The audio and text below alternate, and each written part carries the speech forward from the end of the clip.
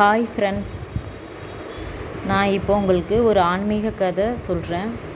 ஒரு சிவனடியாரிடம் சாதாரண மனிதன் ஒரு கேள்வியை கேட்டாராம்.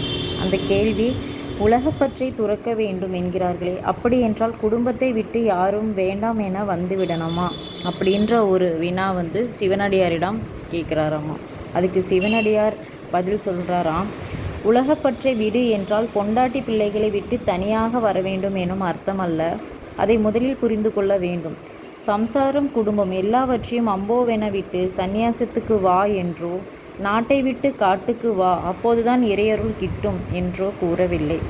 இன்னும் சொல்லப்போனால், சாராயம் கிடைக்காத இடத்தில் உட்கார்ந்து கொண்டு நான் சாராயம் குடிக்க மாட்டேன், எனக்கு பிடிக்காது என கூறிக்கொள்வதை விட, அதே சாராய கடையில் வேலை செய்து கொண்டு சாராயம் எனக்கு பிடிக்காது, நான் குடிக்க மாட்டேன் என எவன் ஒருவன் லட்சிய மனதோடு இருக்கின்றானோ அவனே வல்லவன்.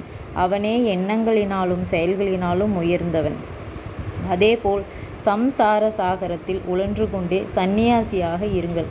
அதுவே உண்மையான இறைதவம். குடும்பத்துடன் வாழுங்கள், ஆனால் வாழ்க்கையே குடும்பம்தான் என்று இருந்து விடாமல் இறை சக்தியையும் நினைக்க வேண்டும். ஆத்மார்த்தமான இறை சக்தியையும் நினைக்க வேண்டும். அதற்கு நீங்கள் கடமைப்பட்டு இருக்கின்றீர்கள் என்பதையும் மறந்து விடாதீர்கள். சம்சாரியாக வாழ்ந்து உடலால் வருத்தி குடும்பம் என்ற நிலையில் வினைப்பயணி செய்யுங்கள். அதே சமயத்தில் உள்ளத்தால் பரம்பொருளை நெஞ்சுருக நினைத்து அருள் சார்ந்த கடமையும் செய்யுங்கள்.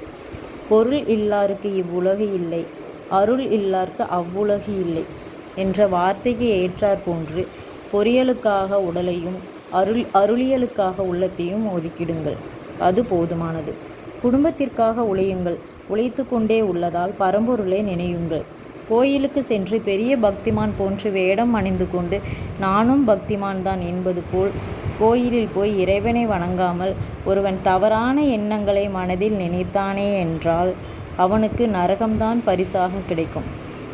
அதே சமயத்தில் ஒருவன் சூழ்நிலை காரணமாக கோயிலுக்கு வர முடியாமல் எங்கோ சம்பந்தம் இல்லாத இடத்தில் இருந்து கொண்டு, ஐயோ, நம்மால் அந்த கோயிலுக்கு சென்று சுவாமியை பார்த்து தரிசனம் செய்ய முடியவில்லையே என்று வருந்தி இருக்கும் இடத்தில் இருந்தே சுவாமியை நினைத்து தியானித்தான் என்றால் அவனுக்கு தான் சுவாமி தரிசனம் தருவார்.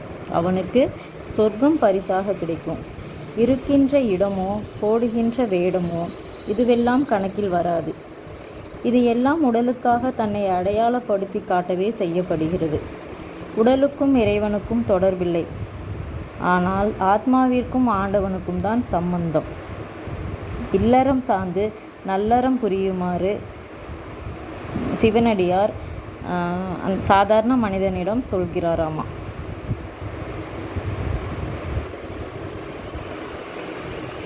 நன்றி.